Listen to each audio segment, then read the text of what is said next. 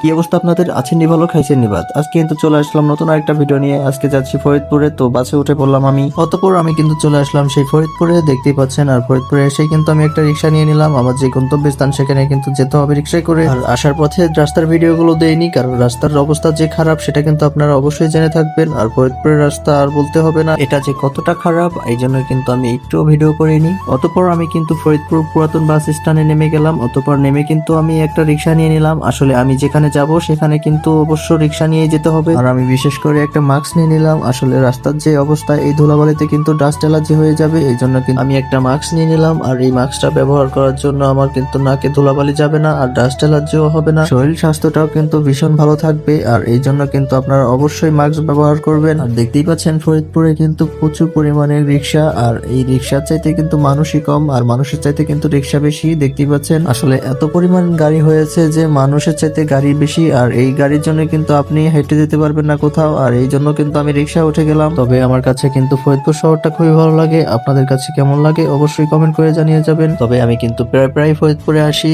আপনারা কিন্তু অবশ্যই এখন দেখতে পারবেন। আমি যদি ফরিদপুরে আসি তখনই কিন্তু একটা ভিডিও দিব আপনাদের। তবে আমি ফরিদপুরে যখন আসি তখন কিন্তু রিক্সায় উঠে যাই। আসলে রিক্সায় চড়তে কিন্তু আমার খুবই ভালো লাগে, আর অটো থাকতে কিন্তু আমি রিক্সায় উঠে পড়ি। এই জন্য তো প্রিয় বন্ধুরা, আপনাদের রিক্সায় উঠতে কেমন লাগে অবশ্যই কমেন্ট করে জানিয়ে যাবেন। তবে আপনারা কি জানেন, ফরিদপুর শহরটা কিন্তু আস্তে আস্তে উন্নতি হচ্ছে, আর এখানে যত পরিমাণে ডাক্তার আছে সব ধরনের চিকিৎসা কিন্তু এখানে দিয়ে থাকে। এটা কিন্তু আপনারা অবশ্যই জেনে থাকবেন। আর বিশেষ করে ফরিদপুরে কিন্তু সব থেকে বেশি হসপিটাল, আর এটা কিন্তু আপনারা জেনে থাকবেন। অতঃপর দেখতেছেন আমি কিন্তু একটা নদী পার হচ্ছি, আর এই নদীটা কিন্তু ভীষণ সুন্দর। আর এখানে কিন্তু এখন গোলা পানি এসে পড়েছে। আসলে আমি কিন্তু নেমেছিলাম পুরান বাস স্ট্যান্ডে, আর ওখান থেকে কিন্তু আমি এপার আসতেছিলাম। আর এপার আসতে হলে কিন্তু অবশ্যই এই নদীটা পার হতে হবে। অতঃপর আমি কিন্তু চলে আসলাম আমার গন্তব্যস্থানে, আর এসে কিন্তু এক কাপ চা খেয়ে নিলাম। মামা কিন্তু অসাধারণ একটা চা বানিয়ে দিয়েছিল, আর এই চাটা কিন্তু খুবই ভালো লাগতেছিল। তো প্রিয় বন্ধুরা, আমার এই ভিডিওটা আপনাদের কাছে কেমন লাগলো অবশ্যই কমেন্ট করে জানাবেন। আর যদি ভালো লেগে থাকে আমার এই পেজটা ফলো করে রাখবেন। ধন্যবাদ।